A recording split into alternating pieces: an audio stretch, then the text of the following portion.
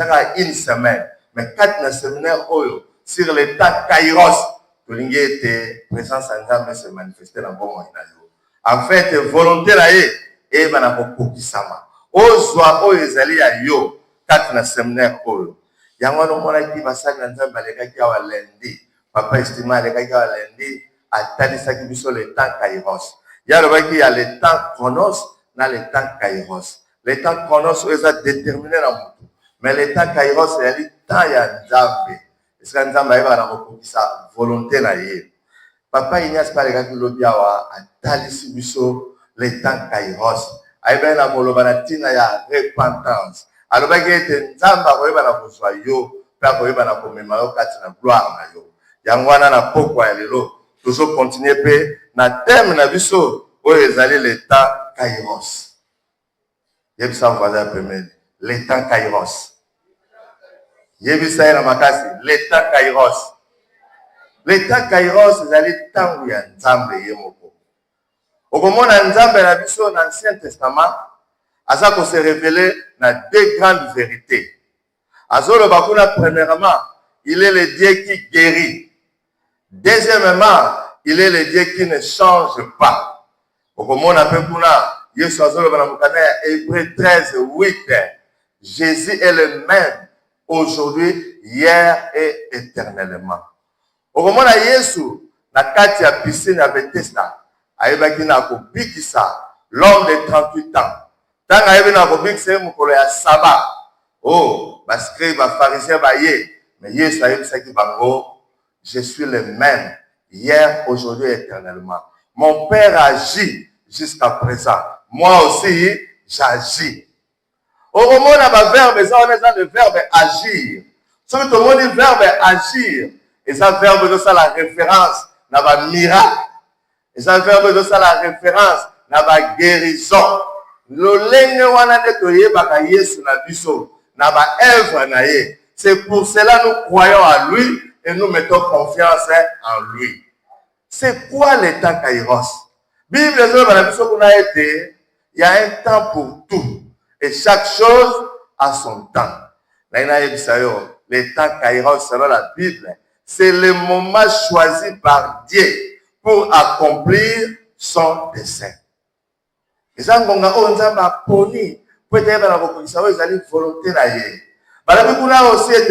c'est le temps aussi de la révélation. Tant Nzamba yé amimoni sekati na yo, yo komi yeba, yo zali nani. C'est le temps aussi d'intervention divine. C'est le temps aussi du salut et d'opportunité pour agir selon la volonté de Dieu. Le temps Kairos peut être aussi le temps de la visitation divine, où Dieu descend lui-même de manière pour agir dans la vie d'une personne. Le temps Kairos, ezali aussi temps ya récolte. Oyo boyeba na kubuka, oyo ezali ba mbuma ya kitoko na musala oyo ezali boyeba na musala. Le temps Kairos, c'est aussi le temps de la volonté de Dieu. C'est aussi le temps de fin de temps. Et si on commence la promesse en Nzambe okokisama, nyon se kozala réunis en Jésus-Christ. C'est ce qu'on appelle le temps Kairos. Le temps Kairos, c'est le temps de la bénédiction que Dieu agit à une personne par la puissance du Saint-Esprit. Voilà moi ma définition. On a vu la kopesa yo ezali ya le temps Kairos. Le temps Kairos. Au moins la balobaka mingi. Le temps de l'homme ezali temps Nzambe te. Le temps des hommes n'est pas le temps de Dieu. Mais ils ont exprimé dans mon canal Isaïe 55 pour nous retarder à la verset 7, 8, 9. Vos pensées ne sont pas mes pensées. Mes façons d'agir ne sont pas les vôtres. Nous avons agir dans le lingue. Nous avons agir dans le lingue. Yango komona Yesu Kristo azaki na posa aiba na bokango la mutu moko oyo azalaki attaché. Yango bazolo ba ete chaque chose a son temps. Okomona Nzambe pas solo bakuna na mukana Isaïe 45 verset 7. Alors moi Dieu, je forme la lumière et je crée les ténèbres. Moi, Dieu, je donne la prospérité et je crée la diversité. Tout ça, c'est moi, Dieu, qui le fait. Nzambe mutasalaga. Ye mutakreaka poele. Ye pe mutayeba na kochao ezali mulili. C'est Dieu qui le fait. Et ça yote. C'est pour ça que peu importe ma situation où je traverser. Ma situation ezali ma peine où je traverser. Mais il y a une situation et qu'on dicte à venir na yote. Peu importe. Au moment que au souki, toujours qui est vers la rentrée scolaire, aux qu'est-ce que tu dois faire? Et na yebisayo. Au vivre vie sans espoir. Tu ne seras pas condamné. Au sera condamné parce qu'il y a un temps kairos pour toi. Au moment là, tu es toujours balaté. Au moment là, tu es toujours musalaté. Au moment là, tu es toujours mbongoté. Maladie condamné yo. Au moment là, tu es condamné par la maladie. Tu es condamné par le chômage. Tu es condamné par la désolation. Mais je vais te dire, il y a une nouvelle pour toi. Nous avons un programme moko ya malamu pona yo. Nous avons préparé plein moko divin. Il y aura une visitation dans ta vie. Il y a le temps kairos pour toi. Oh, nazo sa mutu alikuwa kati sika oyo. Oh, nzambe wana azana plein moko ya malamu pona yo. Il y a un temps pour tout. Yango monaka, tango nzambe ayebaka na ko se manifester na milieu ya peuple na ye. Babenga yango le temps de la présence de Dieu. Le temps de la présence de Dieu au milieu de son peuple. Nzambe wana tanga yaka ayebaka na ko tamba. La malédiction n'est pas forte que la prophétie. Balobani ni pona yo. Nzambe balobani ni pona yo. Malgré ma difficulté, prophétie ezobuka ba loi. Malgré makambo bango baloba, na zo ebiso na poko ya lelo. Ba décret loi na bango, ba ordonnance loi na bango. O ba yeba na kosala pona yo. Ce soir, il y a un temps kairos pour toi. O ekoyeba na kobuka, o ezali ba loi, mais toi seulement détache-toi. L'agneau va acheter l'agneau. Yesu fa somba yo. Nazo ebiso Yesu fa somba yo. À cause ya makila oyo sopana na Golgotha. Ebe na kosomba yo. Na kati ya bakaja ba prison wana. Na kati ya captivité. Et puis Yesu asombi yo na makila asopaki. Asombi à un grand prix. Et pas comme un musika. Akoyeba na komona ote.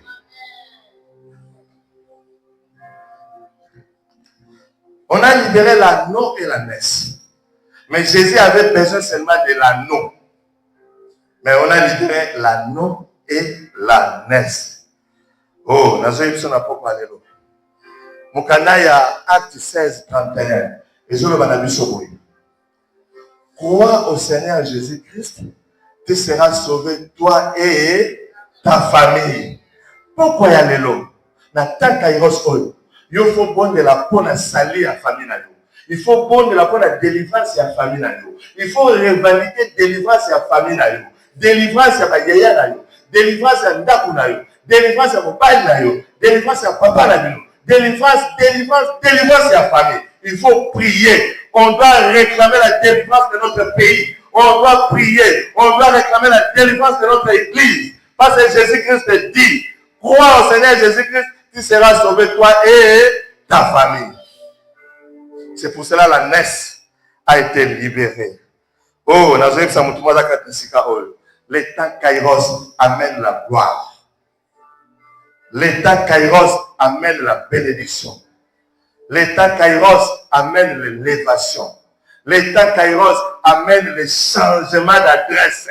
L'état Kairos donne une autre forme. L'état Kairos est pour l'état Kairos est kolongolo na mulili pour na lumière.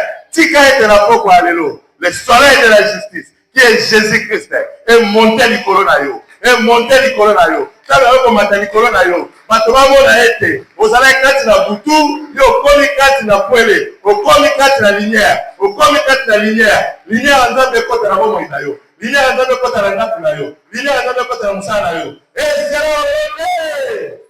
Maintenant Yesu mama pour lui pas de Dieu. Ta vie doit changer. Ce soir, je veux qu'il y ait un changement dans ta vie.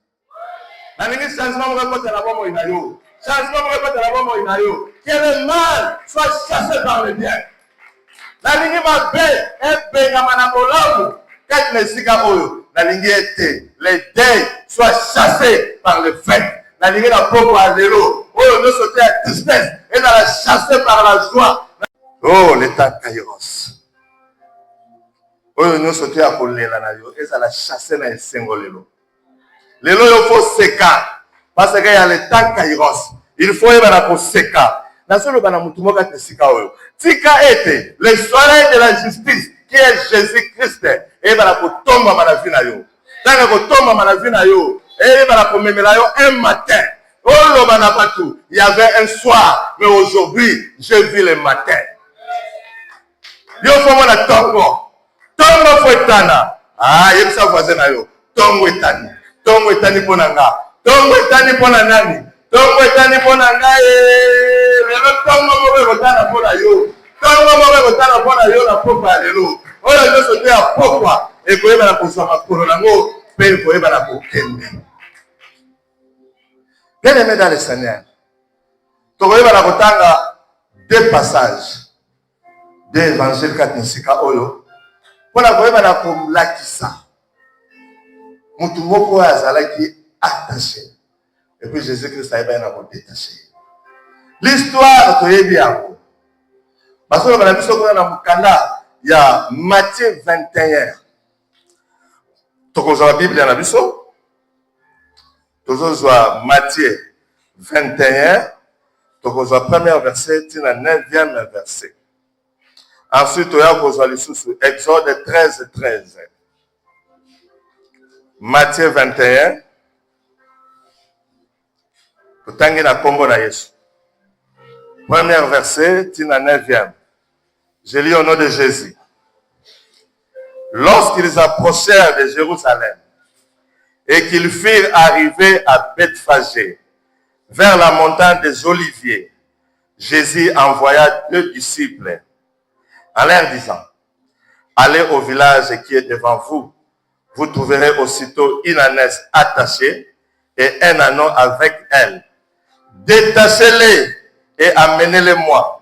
Si quelqu'un vous dit quelque chose, vous répondrez, le Seigneur en a besoin. Et en l'instant, il les laissera aller. Or, ceci arriva afin que s'accomplisse ce qui avait été annoncé par les prophètes. Dites à la fille de Sion, voici ton roi vient à toi, plein de douceur, et monté sur un âne, sur un âneau, le petit d'une ânesse. Les disciples allèrent et firent ce que Jésus leur avait ordonné. Ils amenèrent l'ânesse et l'âneau, mirent sur eux leurs vêtements et les firent asseoir dessus. La plupart des gens de la foule étendirent leurs vêtements sur le chemin, d'autres coupèrent des branches d'arbres et enjonchèrent la route. Ceux qui précédaient et ceux qui suivaient Jésus criaient « Hosanna au fils de David, béni soit celui qui vient au nom du Seigneur, Hosanna dans les lieux très hauts. » Acclamez la parole de Dieu. Donc, on soit Exode 13, verset 13.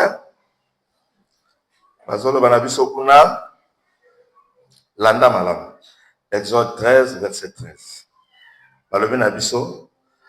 Tu rachèteras avec un agneau tout premier-né de l'âne. Et si tu ne le rachètes pas, tu lui briseras la nuque. Tu rachèteras aussi tout premier-né de l'homme parmi tes fils. L'état Kairos, sous terme d'abisso, l'agneau rachète l'anneau. L'agneau rachète l'anneau. L'état Kairos, l'agneau a yebaka ko somba anneau. Ce qui va yeso sombio, yebaka ete au koti na kati ya programme ya ta Kairos. La ligne na yebisa mutu moko kati nesika oyo. Quand l'agneau rachète l'anneau, la parole de Dieu se fait chair. Au commencement était la parole. Et la parole était avec Dieu. Yes, azo somba yo na poko ya lelo. Bipa yo surtout ba na kokanga yo. Il y aura un temps Kairos pour toi. Dieu va t'acheter aujourd'hui. Et quand Dieu t'achète, tu vas entrer dans la gloire de Dieu. Okokota na nkembo na yo. Okosimba o ezali ya yo. Na pokwa ya lelo koyeba na kosimba yango. Oh bien-aimé. Na so yebisa yo kati na histoire oyo. Ça c'est vraiment l'histoire du ministère de mon rédempteur Jésus-Christ de Nazareth. Jésus a commencé son ministère en Galilée. Galilée, et ça dans le nord, il y a Israël. C'est là où il a fait des miracles. C'est là où il a prêché la parole des royaumes. Mais tout au long, il y a mer, il y a Galilée. Jésus-Christ a guérir les lépreux. Il a tambousa les paralytiques. Il a paralytique. Il a fait un recouvrement de vie aux aveugles. Les sourds ont entendu. Il a délié les langues de muets. Il a ressuscité. L'homme à la main sèche. Les hommes à la main sèche ont étendu leurs mains. Bateau basaki na maboko akokauka. Maboko na bango yebaki na kozonga normal. Yesu Christ avait un ministère de Katnisikawana. Les démoniaques ont été délivrés. Les hommes courbés ont été redressés. C'était en Galilée. Il a fait le miracle. Là, c'était le matin de son ministère. Et le soir, Jésus-Christ a montré il a fallu aller à Jérusalem. Il a fallu aller à Jérusalem. Jérusalem, c'est la ville de paix. Jérusalem, c'est la ville de joie. Jérusalem, c'est la ville de bénédiction. C'est là où se trouvaient toutes les institutions. C'est là où se trouvait le temple de Dieu. C'est là où se trouvaient les sacrificateurs. Jérusalem, c'était une très belle ville. Jésus-Christ a voulu terminer son ministère à Jérusalem.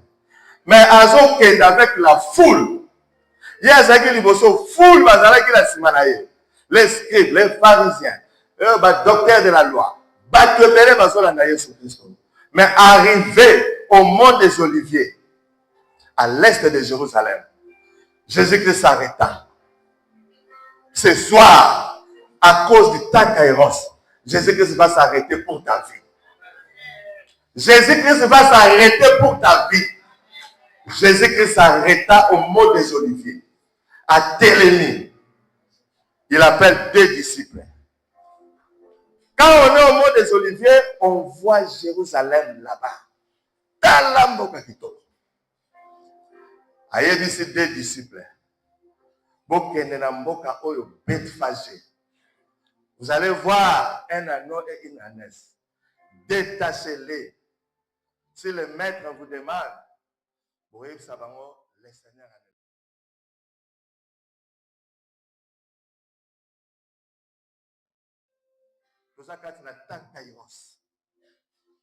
Le temps Kairos est là pour toi. Il faut vivre un miracle. Il faut vivre un lien. Jésus-Christ a envoyé 2 disciples. Le chiffre 2 symbolise la dualité. Et si quand ils allaient qu'il a maître et Boutou, il maître et Moï, il a fallu qu'il y ait aussi 2 disciples pour être détaché. À nous, ils allaient attaché dans le village.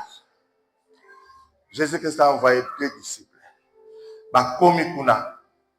Ils ont fait ce que Jésus-Christ les avait ordonné. Ils ont libéré Anno, libéré Anno, libéré P, na oyezalaki Anès maman naye. Bien-aimés dans le Seigneur, ils ont libéré l'Anno et l'Anès. Côté à Jérusalem, côté triomphalement dans les 5 morts. Je vais prophétiser pour toi. L'Anneau représente Israël qui était en captivité en Égypte.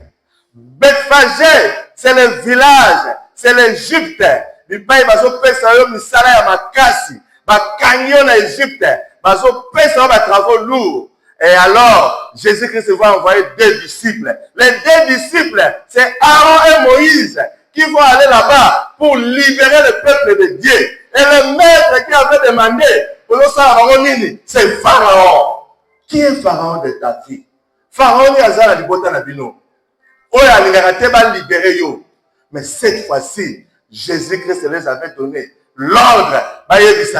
Le maître en a besoin. Yo, Zali élève à Pharaon. Maître, c'est Jésus-Christ de Nazareth. Il a besoin de toi. Tu seras détaché aujourd'hui. C'est le temps Kairos pour toi. Pharaon était là. Il n'a pas voulu que Baïba détaché. La parole de Dieu déclare, l'Éternel dit à Pharaon, laisse aller mon peuple pour qu'il me serve. Ce soir, tu seras détaché pour servir Dieu. Il faut se détacher pour servir Nzambe wana. Les deux disciples ont libéré l'anneau et la naisse. L'anneau et la naisse étaient libérés. Au temps de l'Égypte, il y avait deux générations. Il y avait les parents et les enfants. Au désert, les parents étaient décédés et les enfants sont entrés à Canaan. Yo, au côté de Canaan. Oh, beaucoup de gens Golia, oh, ils allaient les namiales. Oh, Golia, oh, ils allaient les namiales. Oh, la chose ça pour moi d'accord c'est ça. La chose prophétisée pour nous. Il y avait deux générations. Quand on a mené l'anneau, pour être Jésus Christ, il y a un matanano. Bana na bato bayeba na kubwaka babilamba babwaki bambongo. Oh, au temps de l'Égypte, oh, les Israéliens ont dépouillé les Égyptiens. Tant que vous allez détacher, l'État Kairos va t'amener au que ne dépouiller l'ennemi na yo. Oh, votre là où Israël a yo. Ni o la bakanga. Au temps Kairos, tu vas dépouiller tes ennemis. Oh, pour dépouiller l'ennemi na yo. Oh, votre la libana na yo. Oh, votre la mbongo na yo. Tu vas les dépouiller. On a pris Jésus, oh, au temps de l'Égypte, les enfants d'Israël au désert, il y avait la colonne de nuée. Pour diriger Bango. Ce soir, toi, tu seras détaché. Et quand tu seras détaché, Jésus-Christ va mettre la colonne pour diriger. Yes, femme a tali kolo la yo, pour être na ko diriger yo. Maintenant, je vais t'enseigner. Sur le plan évangélique, aujourd'hui, l'anneau qui était l'autre fois Israël, mais aujourd'hui, l'anneau, c'est toi. L'anneau, c'est moi. L'anneau, c'est lui. On s'est attaché dans le village. Le village, c'est le monde. Le village, c'est l'idolâtrie. Le village, ce sont des péchés. Yo osa attaché dans le soum nini. Yo osa attaché dans le monde nini. Jésus-Christ a besoin de toi. Il faut la détacher. Avant, yo qui n'est pas à Jésus-Christ, tu dois être détaché. Il faut la détacher dans ma soum. Il faut la détacher dans l'impudicité. Il faut la détacher dans l'idolâtrie. Il faut la détacher dans magie. Il faut la boya yango. Oh lo mwana oh se fait à ma bé. Ouais kangayo. Yo yeba ko marcher osa limité. Ouais de batao na singa la batao à côté ya maman na yo. Maman no ba ina ko fanda kati na sika wana. Oso ko avancer te, oso ko hériter. Ouais zali malédiction ya maman na bino selon la loi. Azoye biso na poko alelo. Bethphagée, c'est le village. Oh ezalaki sikoyo. Oh ezali monde na biso lelo. Oh ezala masumu ebele. Yesu azoloba, il faut pas détacher. Tu seras détaché par la parole de Dieu pendant ce séminaire de Kairos. Avant de vivre ton Kairos, il faut que tu sois détaché. Nini o ekangayo. Lisumu nini o ekangayo. O elingakate yo avancer. Il faut boya yango. Il faut kata yango. Parce que Jésus-Christ azalé pour un mot des oliviers. Il fallait porter à Jérusalem. Il s'est arrêté. Il s'est arrêté pour toi, afin que toi tu sois détaché. Jésus-Christ va retarder certaines choses pour toi. Il va t'attendre afin que tu sois à Jérusalem. Jésus-Christ a regardé. Cet anneau, c'est un animal impur, impropre à la consommation. Mais Jésus-Christ a dit, na kokota Jérusalem te, ceux qui baillent na anneau te, ceux qui baillent na anessa te. Yahweh Yesu azolo banayo, tu dois détacher. Détache-toi des mauvaises habitudes. Détache-toi dans ma paix, dans ma soumo, tu as besoin de toi. Jésus-Christ a besoin de toi. Oh, bien-aimé. L'état Kairos amène à la gloire. L'état Kairos amène au changement. L'état Kairos amène à la considération. L'anneau, quoi, il impie. L'anneau, quoi, il impropre à la consommation. Mais Jésus Christ a lobby. Nazo c'est la kakaye. Yo mutu ba meprisaka. Yo mutu ba bwa kisaka. Na ina yebiso na popo anelo. Ti ka ba bwa kisayo. Place na bazo bwa kisayo. Eza destin na yo te. Je donne l'ordre na destin o eza yo te. Et bwa kisayo. Pour être yo, oye ba la retrouver o eza destin na yo. Jésus Christ est en train de t'attendre. Yes azo c'est la yo. Azo c'est la yo pour te bon kota quand à Jérusalem avec toute sa gloire.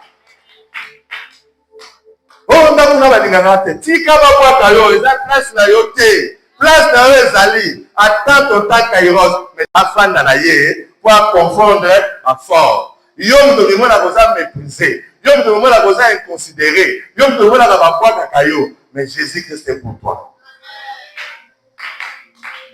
L'anneau était un villageois. Azao kwa na mboka. Un villageois. Ayebi eloko moko te. Mais Jésus-Christ a fait de lui un citadin de la ville. Oh, pourquoi les lots? Yom doit bien avoir villageois. Au Gokoma monter à ville. Au Gokoma monter à Chicago. Au Gokoma la moquette de Moussika. Parce que l'agneau va racheter l'anneau. Azo yebisa na pourquoi les lots. Et ça la biloko oyo. Yesu Christ a retardaka. Azo zela yo kaka. Mais problème à Yesu Christ. Exact. Yo za maîtriser. Mais classe oyo za na yango et pour empêcher nzambe te pour etayer bana kokita asala na faveur na yo. Quel que soit ton niveau, Jésus-Christ est là pour toi. Mais détache-toi. Ce qui compte, c'est la miséricorde de Dieu. Mawa ya nzambe likolo na yo. Yo détache-toi. Bita ba yeba ko kanga yo, yeba na ko se détacher. Il faut yeba na ko bima. Bima kati na cage wana bakanga yo. Bima kati na place wana bachayo. Yo bima. Avant de kota na gloire, il faut que tu sois détaché. La maman de Jésus Christ a yebisaki. A yebisi ba disciple na ye. Boloba, les maîtres en a besoin. Détachez-les. Pendant ce séminaire de Kairos, bazo les gars bazo teya. Bazo yebisa yo, détache-toi du mal. Pour vivre au Ezali. L'anneau a une valeur na été. Peut-être que vous avez pas valeur na été. Mais autant Kairos, tu vas découvrir ce que toi tu es. Parce que le temps Kairos, c'est le temps de la révélation. Nous avons révélé aux Anani. Ah non, aïe qui te gazanani. Mais parce que va prophétiser qu'il faut aller dans Jean-Baptiste au côté de Matthieu 21, verset 5. Balobi, oh, nous avons matériel na yo. L'anneau ne savait même pas. Pourquoi l'anneau ne savait même pas? Il était illettré. Afin d'aller dans le village. Il était illettré. Mais il y avait la prophétie pour l'anneau. Ce soir, j'ai dit, il y a une prophétie pour toi. Il y a une prophétie pour toi. Ce que Dieu a dit pour toi, ça va s'accomplir. Prophétie mauvaise pour l'anneau. Il faut que l'anneau rachète l'anneau. Quel que soit le niveau na yo, zoba. Quel que soit le niveau na yo, il est très. Quelle que soit la classe na yo, inférieure. Et pour empêcher nzambe te à quitter pour na yo. Parce que yo, vous avez pris mon nene na misu ya nzambe. Na zoe bisa ona pourquoi lelo. Prophétie mokeza pour na yo. Nzambe va na kusala. Mukanda ya Abdias 17 zo ba na biso. Le sali est sur la montagne de Sion. Et elle sera sainte. Et la maison de Jacob reprendra ses possessions. Pourquoi y a l'élo? Le temps Kairos c'est pour toi. Tant que Kairos c'est le kitapona yo. On va récupérer nos soto ya yo. On va récupérer Moussala na yo. On va récupérer santé na yo. On va récupérer Libana na yo. On va récupérer nos soto zali ya yo. Parce que le temps Kairos est là.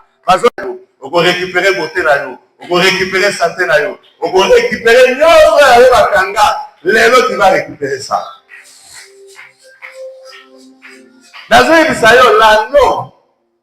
L'anneau, il était né dans cette famille-là. À Ponate. Mais à Botame, la famille wana. Yope, au Botama, la famille wana. Au Ponate. Mais tant ye, vous voyez que maman la vie non, asa attaché. Selon la loi des coutumes, le bête de maman Oyo, à Bokenda comme Sikate. Maman Oyo, à Boswaka Mbongo te. Yope au Botami, super yo, à côté à maman. Bakangi ope singa. Obani ko hériter la malédiction de votre maman, la malédiction de votre papa. Parce que tu es lié à côté. Il a hérité la malédiction, la stérilité, le célibat, la pauvreté, le chômage. Il a hérité ça. Mais Babosanaki, nyonso wana ba héritaki. Et ça m'a cassé pour les prophéties. La prophétie de la parole de Dieu est là. Elle va s'accomplir pour toi. Le temps Kairos est là. Elle va s'accomplir pour toi. Dieu choisit ce temps-là pour te libérer. Dieu choisit ce temps-là pour que toi tu ailles de l'avant. Dieu choisit ce temps-là pour que yo bala. Dieu choisit ce temps-là pour que yo musala. Dieu choisit ce temps-là pour que yo parle la main. La malédiction n'est pas forte que la prophétie. Balobani ni ponayo. Malgré ma difficulté, prophétie ezobuka ba loi. Malgré ma kambo bango ba loba, na so ebiso na poko alelo, ba décret loi na bango, ba ordonnance loi na bango. O ba yeba na kosala pona yo. Ce soir, il y a un temps kairos pour toi. O ekoyeba na kobuka, o ezali ba loi, mais toi seulement détache-toi. L'agneau va acheter l'agneau.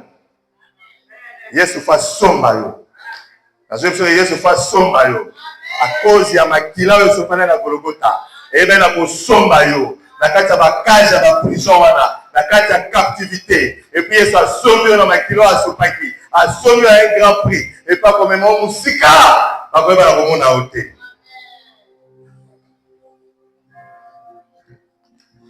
On a libéré l'anneau et la naisse. Mais Jésus avait besoin seulement de l'anneau. Mais on a libéré l'anneau et la naisse. Oh, nous avons n'a pas parlé.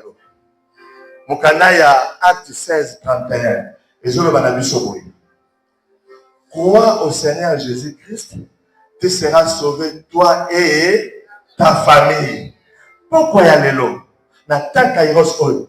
Il faut bon de la peau à salir à famille. Il faut bon de la peau à délivrance à famille. Il faut revendiquer délivrance à famille.